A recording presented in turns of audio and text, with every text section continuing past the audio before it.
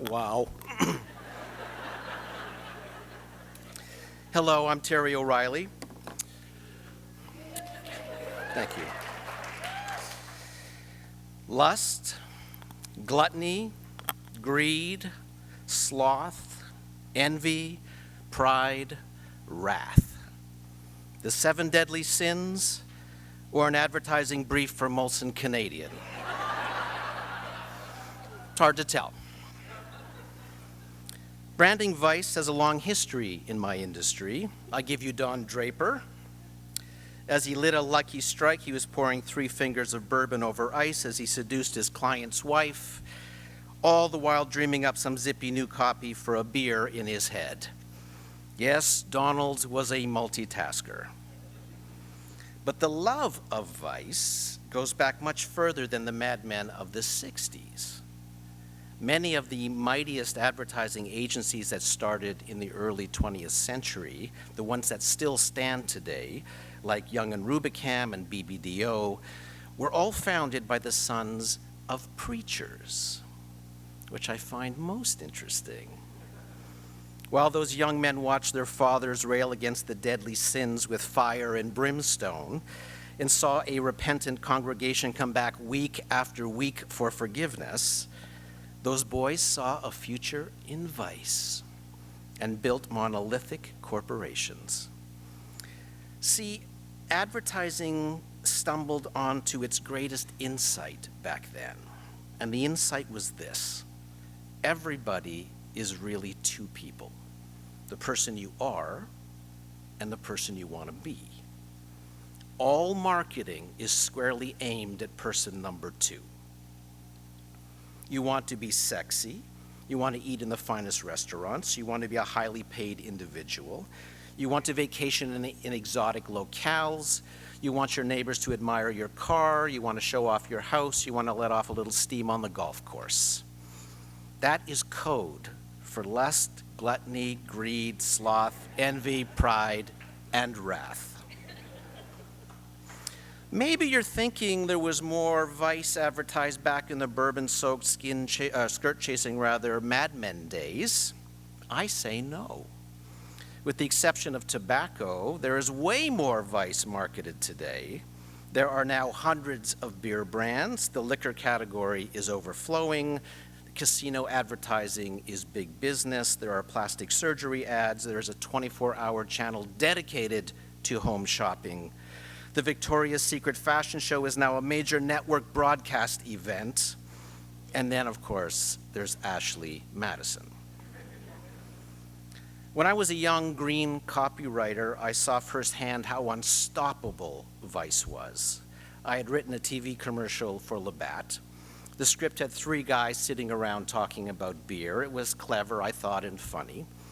And the client read it and said, "Where's the girls?" And I said, "Well, there are no girls in this commercial." And he said, "It'll never fly." And I said, "Well, wait. I said, beer drinkers are smart. They like to laugh, and they don't need girls in every single commercial." So he just stared at me and said, "Fine. We'll bring your commercial into a focus group and test it against another commercial we already have." And I said, "Great." There were 12 male beer drinkers in the focus group that night. My commercial was shown to them. There were a few half smiles. Then the other commercial was shown, which I seem to recall featured the Swedish bikini team. And in a show of hands, the men were asked to vote for their favorite commercial, and 12 hands shot up for the bikini team, which proved to me that you can't fight vice. But I'm going to make a confession right here and right now. Truth be told, advertising vice is fun. I'm sorry, it just is. I won't be surprised if at least one of my esteemed fellow speakers stands up here tonight and points to marketing as the root of all evil, the source of all vice-ness. And I'll sit down there in the penalty box. But I have to tell you something. Branding vice is wickedly delicious. Because look, I spent 20 years working on Goodyear tires, trying to come up with interesting ways to make you fall in love with vulcanized rubber. It's not easy. I had hair when I started in this business. My job as an advertising copywriter was to infuse emotion into products, like tires and toothpaste and deodorants and cheese. And it was difficult. It was vexing. But with beer and liquor and casinos, we had the opposite problem. The naughtiness overfloweth. We had to just pump the brakes on that, right? In tire advertising, you're trying to attract attention with tread patterns and rain-displacing technology. But with beer, you just need to show a guy in a bar ordering a certain brand, and an attractive girl notices him. Done. With toothpaste, you have to find ways to animate gingivitis. But when you're advertising hedonistic adult vacation spots, you're shooting on a beach in Bali. When you're advertising deodorant, you're photographing underarms. When you're advertising a casino, you're filming slot machines and spinning roulette wheels and this cast from Cirque du Soleil in slow motion. And when you're advertising cheese, you're advertising cheese. I think you know where I'm going with this. It's so much more fun to advertise a vice. Plus, branding a vice is so easy because you're dealing with just 3 ingredients: temptation, seduction, and a little dollop of shame. Now, tempting with a vice is easy. Seduction, voluntary.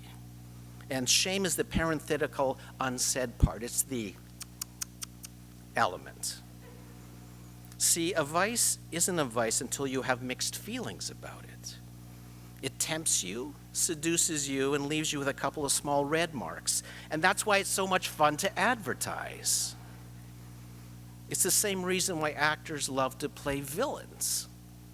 They get to tiptoe onto the dark side. As a matter of fact, over the past 20 years, 11 actors have won Oscars for playing evil villains. Clearly, mustache twirling is profitable. There's even a vice fund you can invest in. It consists of tobacco, alcohol, and defense industries. Okay, when it comes to vices, that's a touchdown, an end zone dance, and a ball spike all in one. Which brings me full circle to the founding fathers of the modern advertising industry. Those preachers' sons understood the undertow of human nature. Without vice, there is no virtue.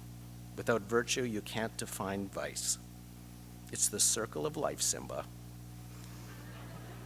And if you don't agree with me, we can talk about it right after this event. Meet you at the bar.